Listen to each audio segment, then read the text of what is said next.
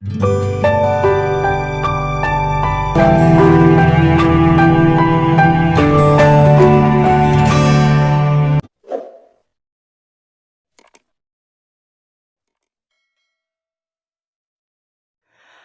teman-teman sekalian, berjumpa kembali dengan saya Arif Gule di channel TV Laskar Kristus ini. Teman-teman sekalian, kalau kemarin kita membahas tentang antusiasme dan juga, mmm, aksi yang terpuji ya, ini terpuji teman-teman sekalian, bukan aksi tidak terpuji ya, yang dilakukan oleh orang-orang Sunu yang ada di NTT. Di mana mereka mengeluh-elukan Bapak Presiden Jokowi dan mereka menjunjung tinggi ya, mengapresiasi tentang kepemimpinan yang, berlangsung saat ini. Di mana Bapak Presiden Jokowi berlaku secara profesional di NKRI ini. Luar biasa teman-teman, sehingga mereka membuat sesuatu hal yang unik di sana dan mereka membuat patung Jokowi dan bukan hanya itu aja teman-teman sekalian, mereka membawa patung itu, mereka pikul. Saya search itu sekitar 600 kilo. Masyarakat setempat mereka pikul, mereka tarik hingga sampai di puncak bukit, yaitu Sunuk.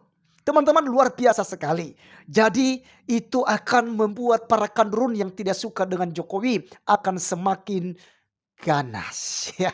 Oke, teman-teman, kali ini kita akan mendengarkan sebuah logika, Mas Ade Armando ya. Di mana teman-teman dia membuat sebuah, logika yang sangat, mantap ya, sangat bagus. Di mana kita melihat selama ini ya, ada banyak sekali pihak yang berkata bahwa kepemimpinan Jokowi ini anti-Islam ya, dan juga tidak suka dengan agama Islam. Itu sebabnya Jokowi banyak dijuluki sebagai kafir ya.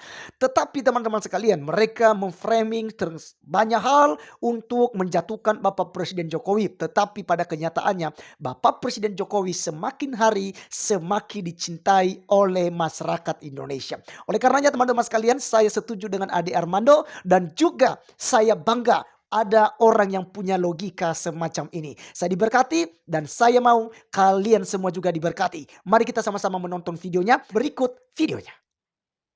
Hanya untuk mereka yang punya logika. Bagi yang tidak punya logika, skip aja. Para pembela Rizik FPI 212 harus gigit jari. Dua musuh mereka, Presiden Jokowi dan Polri, ternyata dipercaya masyarakat. Hasil survei nasional yang dilakukan Indikator Indonesia menunjukkan kepercayaan publik terhadap Jokowi meningkat menjadi 72% dan kepercayaan pada Polri meningkat mencapai 80%. Ini artinya kampanye kaum Islamis radikal untuk menjelek-jelekan pemerintah gagal total alias gatot. Pada survei Indikator Juli lalu, hanya 59% masyarakat percaya pada presiden. Ini adalah angka yang relatif rendah. Sejumlah analis menganggap ketika itu ini nampak sebagai tanda-tanda menurunnya dukungan pada Jokowi, mengingat angka 59% itu adalah dukungan terendah dalam 6 tahun terakhir. Namun penurunan itu ternyata bertahan sebentar. November ini dukungan terhadap Jokowi sudah kembali menguat. Dukungan terhadap Polri juga semakin kokoh. Angka dukungan 80% ini adalah yang tertinggi dalam 8 tahun terakhir. Pada 2014, hanya 57% masyarakat yang percaya pada polisi.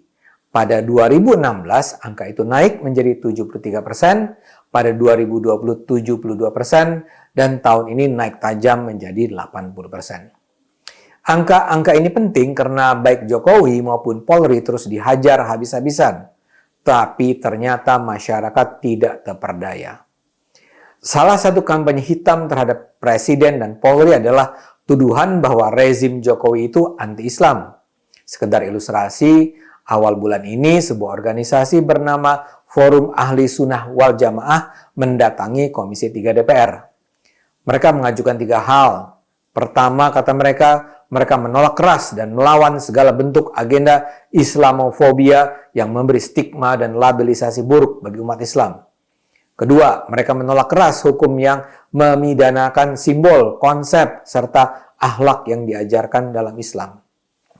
Ketiga, mereka meminta DPR mengawal penegakan hukum agar transparan dan tidak diskriminatif. Forum tersebut menduga ada agenda terselubung kaum Islamofobia yang berupaya memberikan stigma dan labelisasi buruk bagi umat Islam dan ajaran Islam.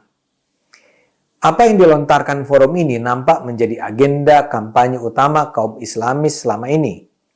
Jokowi dan Polri terus-menerus digambarkan sebagai ancaman bagi umat Islam Indonesia.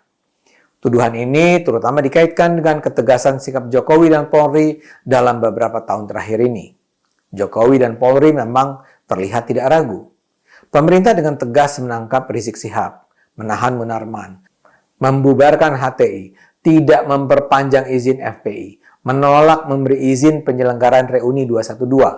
Polri juga dengan tegas menghabisi anggota Laskar FPI yang menyerang polisi pada kasus baku tembak di tol 50 km Jakarta Cikampek. Densus 88 juga sukses membongkar dan menangkap jaringan teroris di berbagai daerah. Itu semua dijadikan alasan bagi kaum Islamis untuk menuduh rezim ini sebagai pemerintah anti-Islam. Kebohongan itu terus diulang-ulang. Rezim Jokowi dituduh anti-Islam, membenci Islam, Islamofobia. Tapi itu terbukti tidak mempan, membuat masyarakat membenci para pemimpinnya. Rakyat ternyata tidak mudah tertipu dengan narasi-narasi penuh kebohongan itu. Kepada Presiden Jokowi, rakyat nampaknya percaya karena melihat terutama keberhasilannya memimpin Indonesia dalam perang melawan COVID. Jokowi bukan cuma sukses memimpin Indonesia menghadapi wabah yang semula dianggap akan menimbulkan kiamat kecil bagi Indonesia. Namun masyarakat juga melihat bagaimana Jokowi berhasil memimpin Indonesia mencegah kebangkrutan ekonomi. Rakyat melihat bagaimana kondisi Indonesia jauh lebih baik daripada banyak negara besar di dunia dan juga dibandingkan negara-negara tetangga. Dan keberhasilan itu semua jelas diakibatkan oleh kepemimpinan Jokowi. Lantas soal kepercayaan terhadap polisi. Nampaknya masyarakat justru menganggap sikap tegas polisi dalam menangani kaum Islamis radikal sebagai hal yang memang diperlukan Indonesia. Masyarakat tidak melihat sikap tegas polisi sebagai cerminan Islamofobia. Rakyat nampaknya juga sudah muak dengan segala macam tindak kekerasan dan ujaran kebencian yang selama ini digaungkan oleh kelompok-kelompok radikal. Dengan kata lain, yang menang adalah gagasan NKRI dan Merah Putih. Yang kalah adalah mereka yang memperjuangkan syariah dan khilafah. Bagi masyarakat, pembubaran HTI dan pembukaan FPI nampaknya tidak dipandang sebagai tindakan yang anti-demokrasi. Image polisi yang dulu menakutkan sekarang secara perlahan berubah.